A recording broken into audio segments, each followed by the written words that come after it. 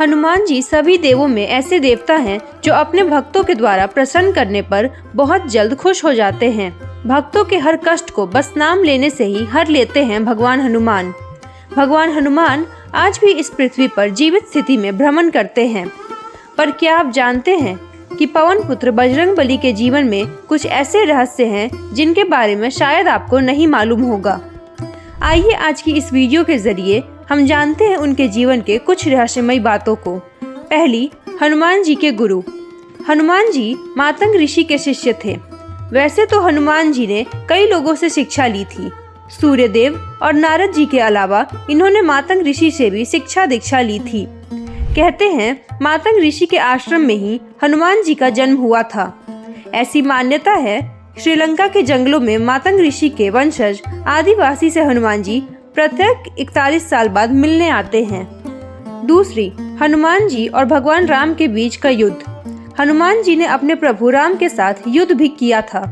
दरअसल एक बार भगवान राम के गुरु विश्वामित्र किसी कारणवश हनुमान जी से नाराज हो गए और उन्होंने राम जी को हनुमान जी को मौत की सजा देने को कहा। भगवान राम ने ऐसा किया भी क्योंकि वह गुरु की आज्ञा नहीं टाल सकते थे। लेकिन सजा के दौरान हनुमान जी राम नाम जपते रहे और उनके ऊपर प्रहार किए गए सारे शस्त्र विफल हो गए। तीसरी, हनुमान जी के भाई थे भीम। हनुमान जी पवन पुत्र हैं। कुंती ने भी पवन देव के माध्यम से ही भीम को जन्म दिया था। इस तरह से भीम हनुमान जी के भाई हुए। चौथी, माता दुर्गा के सेवक है हनुमान जी। राम भक्त हनुमान माता जगदम्बा के सेवक हैं। हनुमान जी माता के आगे आगे चलते हैं और भैरव जी उनके पीछे पीछे। माता के देश में जितने भी मंदिर हैं वहाँ आसपास हनुमान जी और भैरव जी का मंदिर जरूर होता है।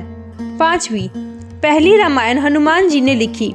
रामायण लंका कांड शुरू होते ही हनुमान जी ने हिमालय पर जाकर पत्थरों पर अपने नाखूनों से रामायण लिखनी शुरू कर दी थी।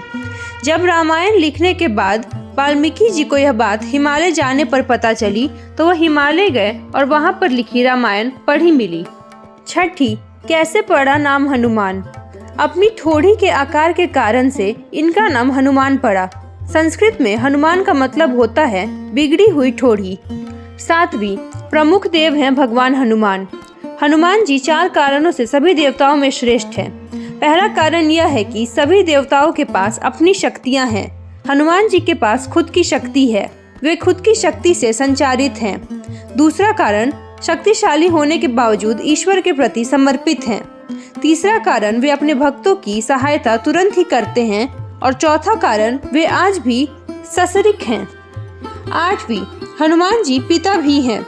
हनुमान जी को सभी ब्रह्मचारी के रूप में जानते हैं, लेकिन बहुत कम लोग जानते हैं कि उनका मकर ध्वज नाम का एक बेटा भी था।